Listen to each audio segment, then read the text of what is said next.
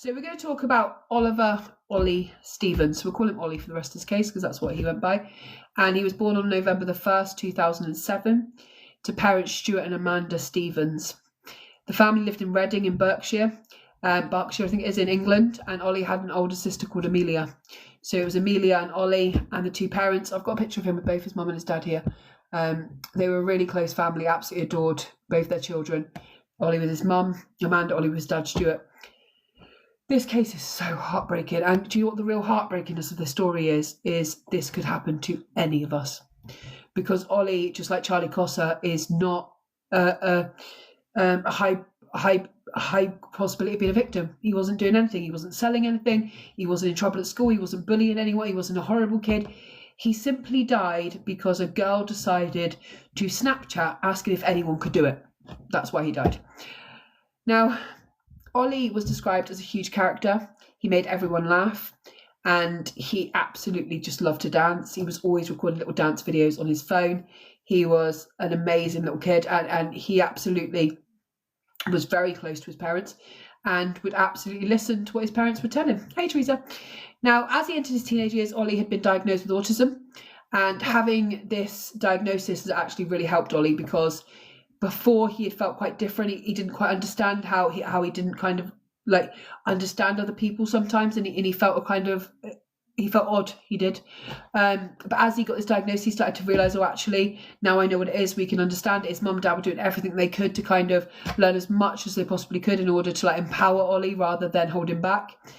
And his parents have been really clear with him, like having autism doesn't mean anything. Like you can go on to do as much as you want to do. You can be anything you want to do, and you're a really cool kid. And they would always tell him this.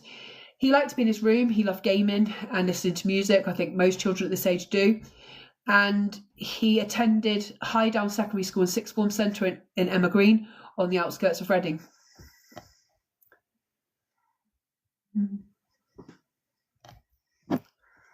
Oh, quickly, my eldest daughter's just messaged me. Let me just message her back quickly because I'll forget otherwise.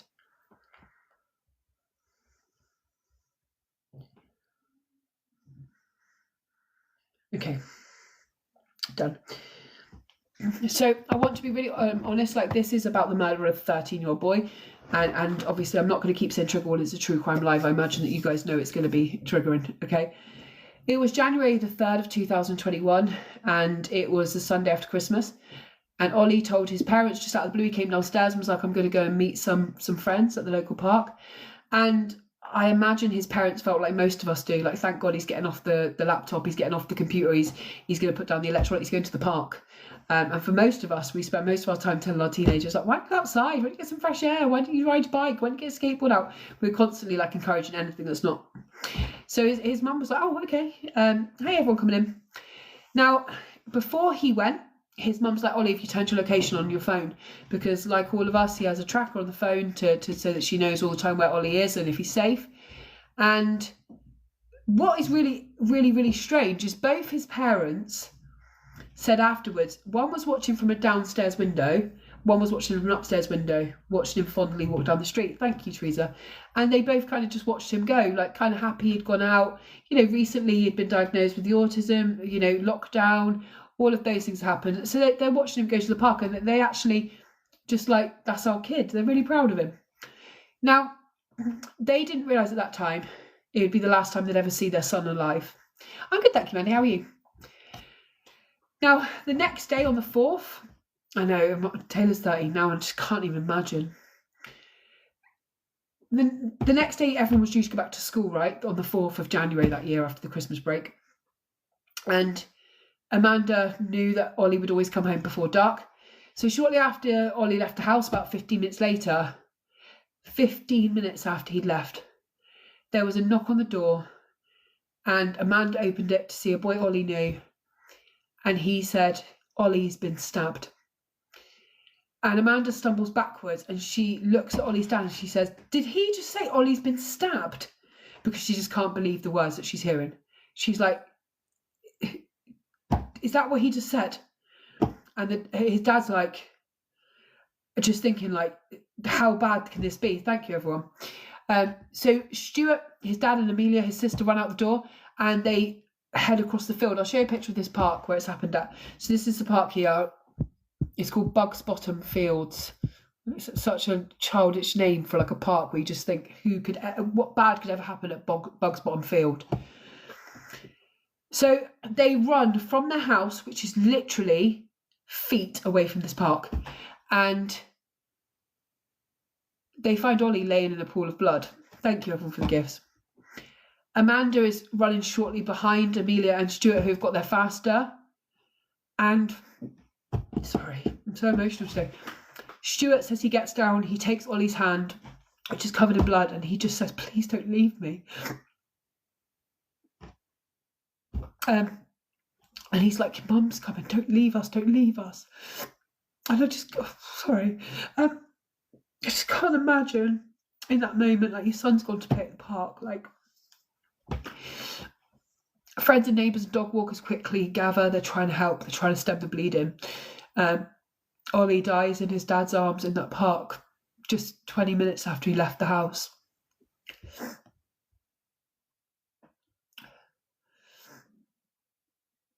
Stuart would later say in a memory in the media that Ollie had got so tall at 13 that he would always lay in bed and his feet would hang off the end of the bed. And his dad said, I'm still looking for his feet. Every morning I go into his room and I was just looking for his feet. Not me crying every crime we cover. He said every time I don't see him, like it hits me every time. Ollie's bed remains absolutely still the same as it was the day he left. He has this teddy on there, and he has all the cards that people have wrote to him since. All of his friends have wrote to his parents. And his mum says, like, I used to hoover his room and he would always say to me, like, Mum, stop the hoover, it's really loud. So every time she hoovers his room, she says, look, I'll only be a minute, Ollie. I'm going to get some tissue quickly. I'm so sorry. Oh.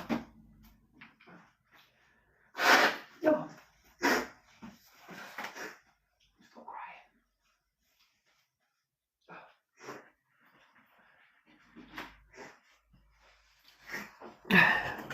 Sorry, everyone.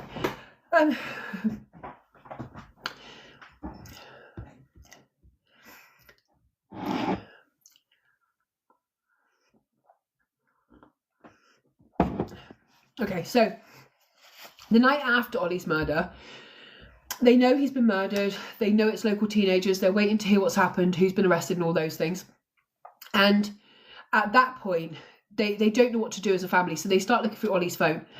And they realise quite quickly what a major role that social media has played in his death. And his parents have gone on to try and teach other parents about this. They say, look, in this world, we had no idea that a world on his social media existed. And he was being attacked constantly and we didn't know. And I think this is one of the things his parents have constantly said, look, we trusted Ollie, we loved Ollie. He was a great kid. Maybe we didn't check enough. Maybe we didn't look enough. And I say this to all of you, all have trackers on your kid's phone. Please all have trackers on your kid's phone. I use Life 360. It's absolutely free. You don't need any of the big features. I know when my kids are all the time, his parents did have the tracker on, but anyway, it will help you feel really. I literally watch them get to work, watch them get to school, know where they are all the time, know what time they leave school, know what percentage of battery's on. So if the battery goes, I know why it's gone. All of those things. And also, regardless if they are mad at you or not, when it does. So all my sisters use it as well. I also always get them to charge their phone overnight in the kitchen, so they don't have to be in bed looking at all this stuff if things are going wrong. And you have to check WhatsApp groups, Snapchat, all of those things. I would never say limit your kids' worlds completely because they have to fit in, and it's really hard being a parent. But just be aware of what's going on. Have open conversation with your kids as well. Never look horrified or in fear at what they ask you or things they want to talk about. Always take the time to just, explain things at their age level, but don't be closed to anything. Like, the kids are learning so much at the moment. They're learning from Google, social media, from their friends. Like, be the person that teaches them. So Amanda says afterwards she always used a tracker on Ollie's phone to reassure herself that he would make it home safely. And after he died, by then they'd handed the phone over to the police because of the stuff they'd found. And she found that she had tracked Ollie to the park that day. Then she had tracked him, being taken to the morgue and the hospital, and then the phone going back to the Thames Valley Police Station. It became the job of Chief Detective Inspector Andy Howard to investigate the contents of Olly's phone, and it turned out that 90% of the evidence that was presented in Olly's murder came from mobile phones. In Olly's investigation, police found videos of knives being flicked and shown off, and boys linked to Olly's murder attacking each other, and these videos were being shared openly and regularly on places like Snapchat. They found a very unhealthy attraction to recording acts of serious violence, and it was a video posted on Snapchat showing an attack called patterning that was the catalyst in what would lead to Olly's death. So patterning is what we call happy slapping. It is the act of humiliating a young person while you film them or photograph them to share it on social media. We covered a case the other day of Kira, who was beaten at a house party in New South Wales, and that was kind of what they were doing. I'm sure you've had it in your hometown. We've definitely had it in my hometown, where kids are all ganging up on one kid. They film it. It's my worst nightmare as a parent. And some of the kids now call it patterning them up, and they are committing these horrific acts, and they're posting it to kind of come across as cool. So in the weeks before Olly was killed, Olly had seen a picture on social media, on Snapchat, of a younger boy being humiliated. This boy was made to get down on, or you've never heard of it, Zara, where like happy slapping, where kids attack each other, they film it and they put it all over social media. I've covered so many cases on my channel where I've just played the whole video, so I'm not blacking out the kids' faces. If they're big enough to do it, I'll show it. It's horrific.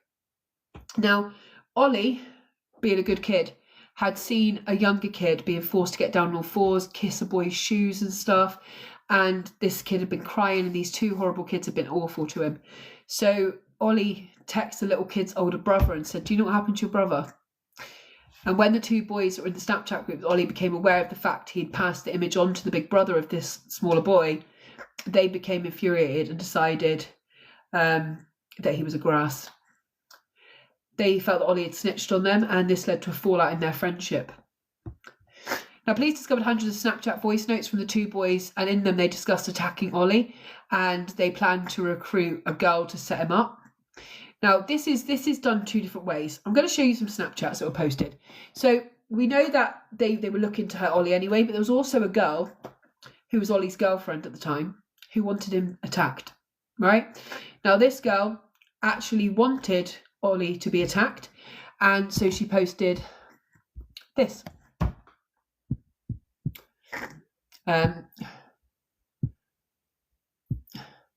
My boyfriend has been pissing me off lately. Yesterday he shouted at me for sending nudes to someone, so I want him set up to get robbed or stabbed. I don't want him killed, just stab him in the hand or something to teach him a lesson. I will bring him to the destination for you to do it. Snap me if you want to do it. I need it done this week. And then she offered them, I think it was £52 to do it. £52 fucking pound to do it. Then afterwards, her friend started reaching out to her saying, "What the fuck have you done?" And she said, "Look, I told the guy with me to rob him. I didn't say murder him." And someone said, "I don't give a fuck what you told them to do. Either way, you're responsible for what happened. And you're fucking sick for it." And she's gone, "Minor, his Marge can just have another pickney." Meaning, if you don't know street language, it means basically his mother could just have another kid. What are you complaining about? So this is the actions of a girl who then, oh yeah, I told you, she actually knocked on the door for Olly that day, and she took him to the field where the boys ran out at him to stab him and take his life. And he was her boyfriend. He loved her. He was like 13, do you know what I mean? He thought the world of her. Yes, I know we're going to talk about it. It's absolutely... all he ever did was try to protect these people. Evil, like... So police discovered hundreds of these voice notes.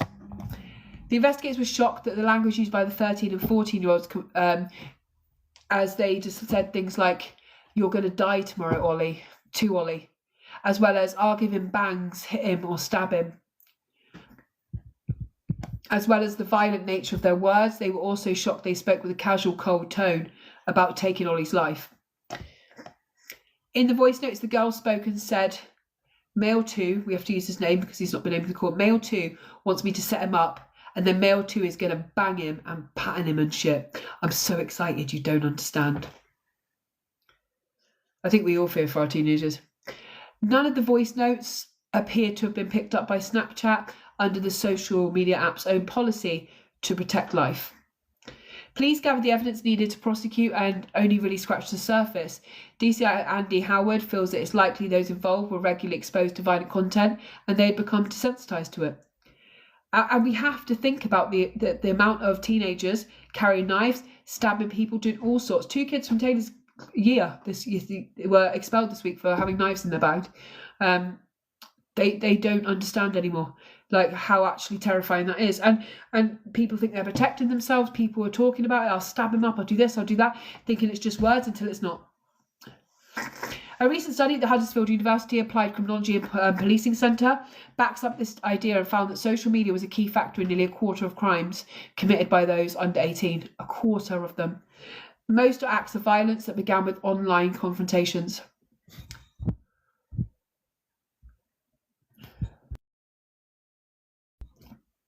Sorry, I was trying to hear if that was the door. BBC did their own investigating and created a fake online account using an AI-generated photo and posted of a 13-year-old that lived in Reading. And their goal was to see what kind of content a 13-year-old AI profile would actually come across.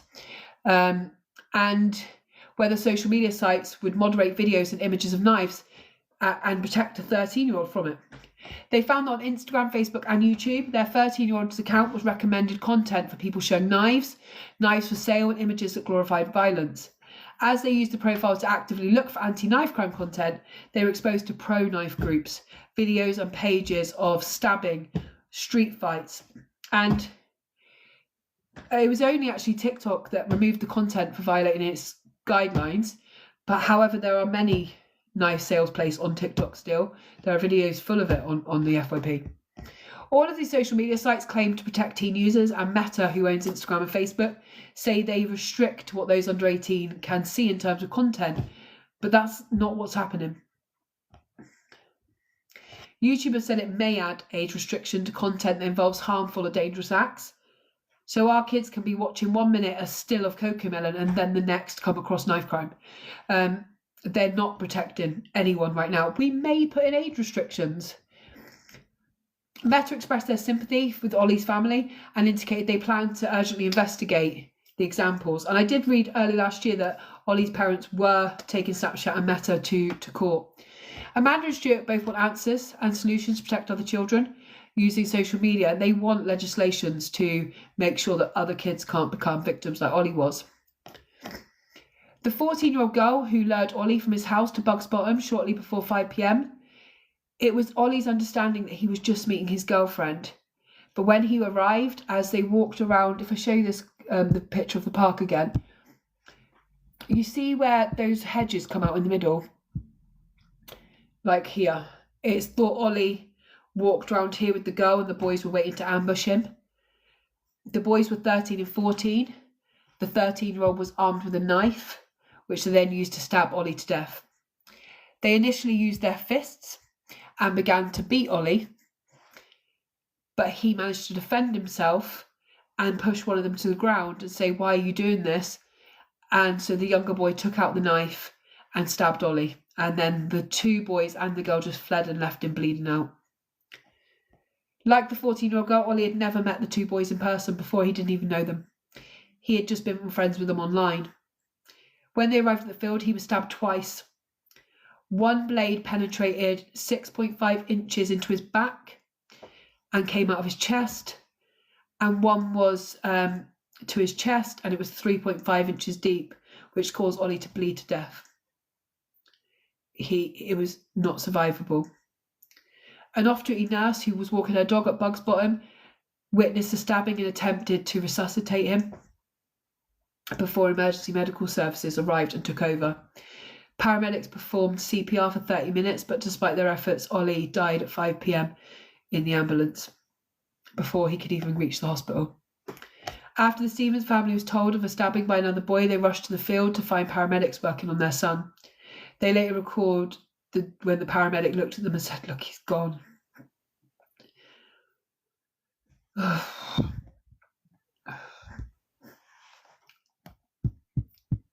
After the attack, the two boys attempted to destroy evidence. They threw away their blood-stained clothing into an overgrown area and a railway line and tried to delete incriminated messages from their phone. They later spent all evening searching for stories on Ollie's stabbing.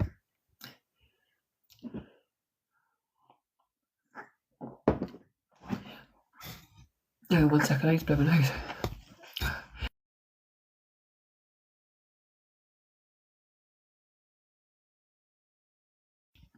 Sorry, that's bad. I felt like I couldn't talk. So 2 hours after Ollie was pronounced dead, the older boy, so the 14-year-old, sent a text to another teen on Snapchat and said, "Boy, it was me and my boy in it. I started slapping him up and then my boy backed out and then shanked him." So they were very proud of this. The younger boy, who was the one that actually did the stabbing, described it in another text message to a friend saying, "This is the worst mistake of my life. I done it out of pure anger." The Thames Valley Police led the investigation, and 3 days after Ollie was murdered, the perpetrators were identified on January the 6th. The two boys were charged with the murder of Ollie Stephens, which they denied, and they were also charged with perverting the course of justice relating to attempt to dispose of evidence after the stabbing. Both boys admitted one count and denied the other, so they had 2 counts of perverting the course of justice, because one was to get rid of the knife, one was for getting rid of clothes, and then they had the murder charge. On July 26, 2021, after a 5-week trial, both were unanimously convicted of murder. The older boy was also convicted of perverting the course of justice, while the younger boy was acquitted of the same charge. The 14-year-old girl who lured Ollie to the field was just found guilty of manslaughter. Thank you, Martine. Now, I disagree with this. So did Ollie's family. You took him from his home, from the safety of the arms of his parents. Hi, Errol. And you took him to the park to 2 people you knew wanted to kill him. You'd also offered the money to do it, so it was premeditated, and you were excited by it. And Ollie would have known that the only girl he'd ever kind of loved, his first love, absolutely took him to be slaughtered. And when he started bleeding, you didn't go for help. You fled. All 3 were sentenced on December 24th of 2021 to the custody in young offenders institutions. Following the trial in Reading Crown Court, the 2 boys were given life sentences, which mean they must serve at least 12 years.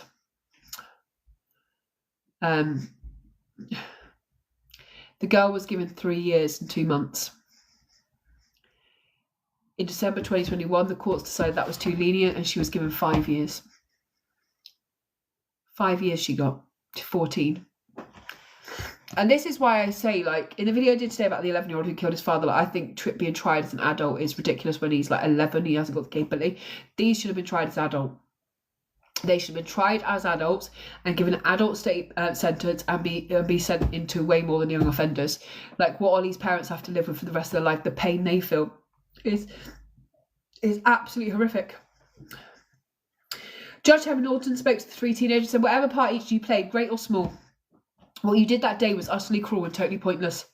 You have taken one life, damaged your own futures, and you have caused so much pain to so many people. The effects of what you did will stay with you forever and with Ollie's family." The 3 teenagers cannot be identified by name because they are minors. One of Ollie's killers appealed their sentence and said he shouldn't have been sentenced because he had Asperger's syndrome, which is obviously what it was called when this happened. His defence argued that a 15-year-old's diagnosis should have been considered in the trial.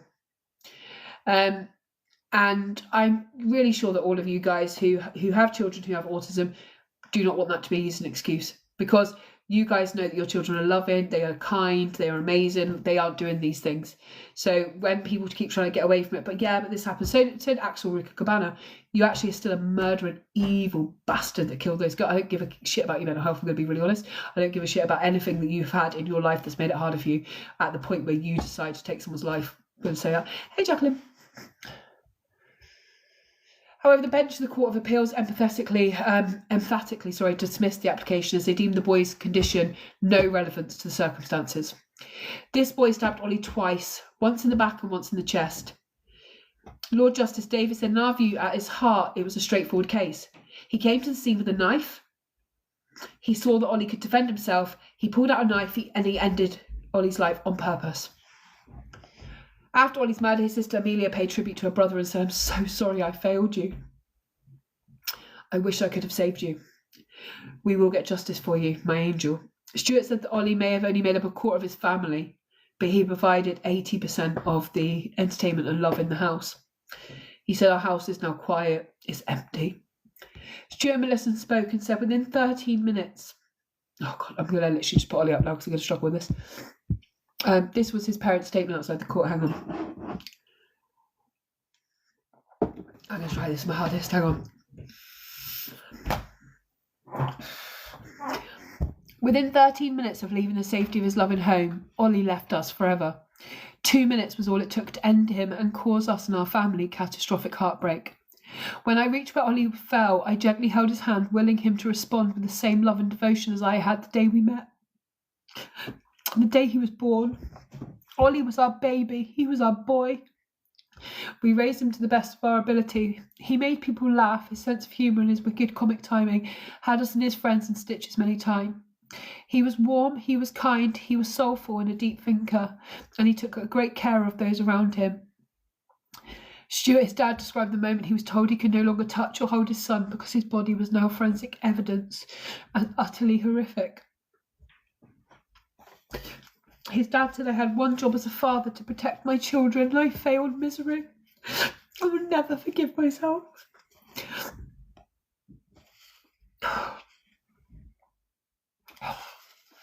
Sorry. His parents both said they feel guilty because in the days leading up to his murder, they could tell something was bothering Ollie, but they had begged him and pleaded with him, and all he would say was, snitches get stitches.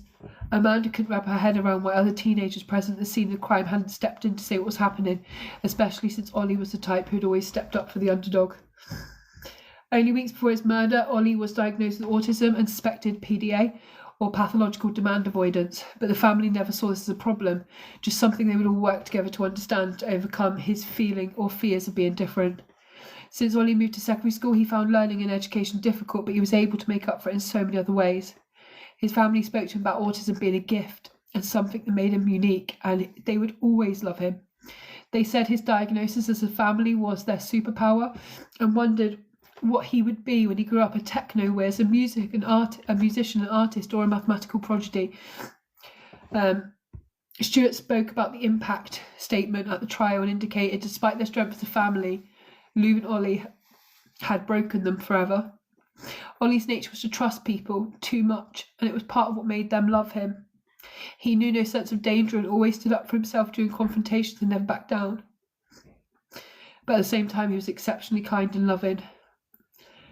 Amanda and Stuart urged other parents to please look at your children's devices and make sure that you know what's going on, guys.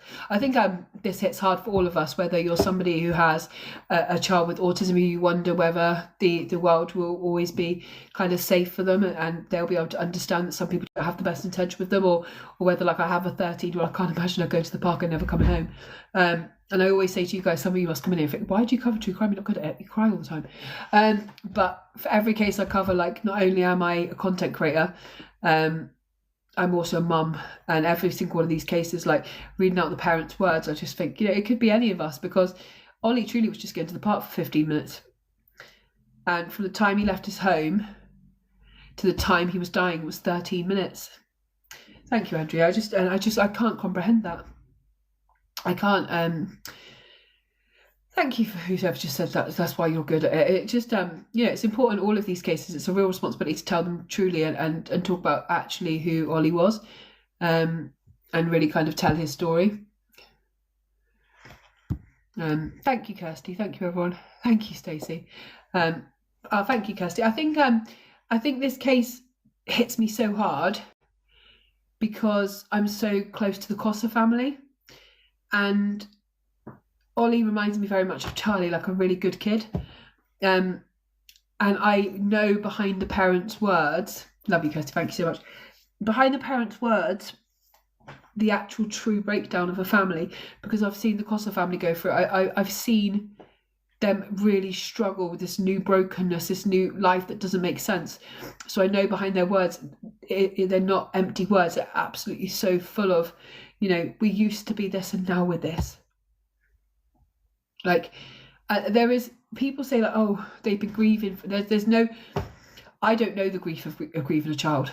I can't imagine what this is like. And not only grieving a child, but having a child taken from you by an act of cruelty or of just sheer violence because he stood up for a smaller kid.